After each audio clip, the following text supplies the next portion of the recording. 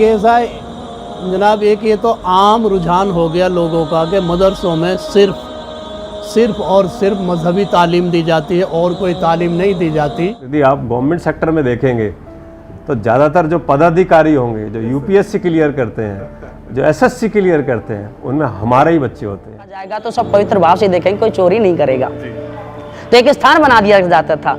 ऐसे ही मंदिर के अंदर व्यायामशालाएं खोली जाती थी, बच्चों का शारीरिक अर्थात विकास हो, बढ़िया हो। लेकिन आज जो है, आज नए नए अवतार, अनेकों घूम रहे अवतार, फिर भी देश में बढ़ता जाए बेहद पापाचार। खेद हमको भी होता है, भगवानों का जन्म इसी भारत में होता है। जहाँ हिंदू धर्म में एक लोगों की विचारधारा है कि बच्चा पैदा होता है तो उसको भजन में और प्रभु के गुणगान में लगाया जाता है, कि उसे मूर्ति पूजा करनी सिखाई जाती है, तो आर्य समाज बच्चों की शिक्षा को लेकर किस तरीके से सशक्त है कि बच्चे, आर्य समाज अपने बच्चों को किस तरीके से शिक्षित करता है?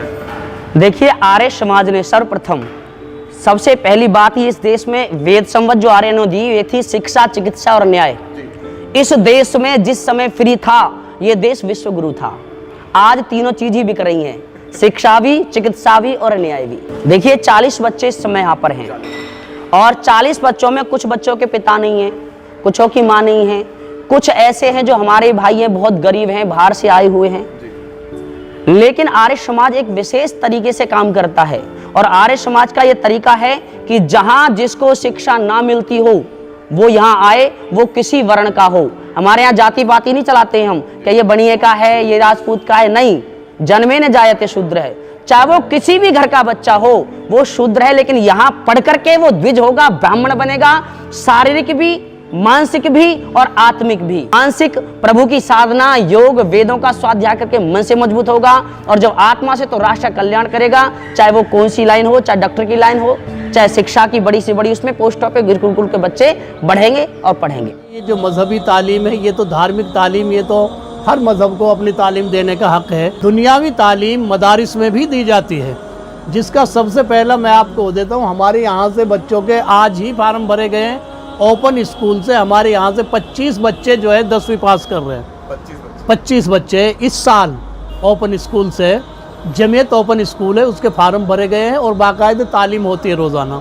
और हमारे यहाँ बराबर में दूसरी बिल्डिंग में आप देखेंगे उसे अभी, Babul Uloom public school English medium मदरसे का स्कूल है और इंग्लिश मीडियम से तालीम है। बच्चे तमाम तबकों से आते हैं। ज़्यादातर लोगों का अपना दिमाग ये है कि इन मदरसों में सिर्फ गरीब ही बच्चे इल्म हासिल करते हैं, यानी जिनका कोई होता नहीं।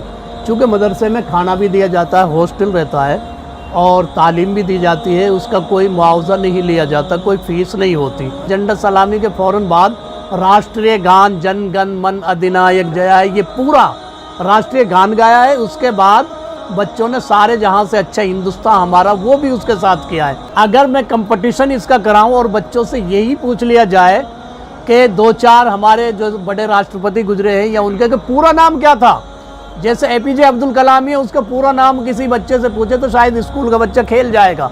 तो मेरे बच्चे बता देंगे, आप सवाल करेंगे तो। मौलाना अबुल कलाम आज़ाद भारत के शिक्षा मंत्री भी रहे हैं और एपीजे अब्दुल कलाम जो अभी कुछ दिन पहले राष्ट्रपति थे, अगरचे अब दुनिया से भी रुखसत हो गए हैं, अल्लाह को प्यारे हो गए हैं, एपीजे अब्दुल कलाम ने भी शुरू में तालीम जो है वो मदरसे से ही हासिल की है। गवर्नमेंट ऑफ इंडिया ने थ्रू पार्लियामेंट ऑफ इंडिया एक एक्टिविटी स्टार्ट की जिसको कहते हैं यूथ पार्लियामेंट। यूथ पार्लियामेंट में हम लोग क्या करते हैं कि अपने बच्चों को बिल्कुल उसी माहौल में, उसी प्रकार में एक आर्टिफिशियल पार्लियामेंट तैयार कर दी जाती है स्कूल के अंदर।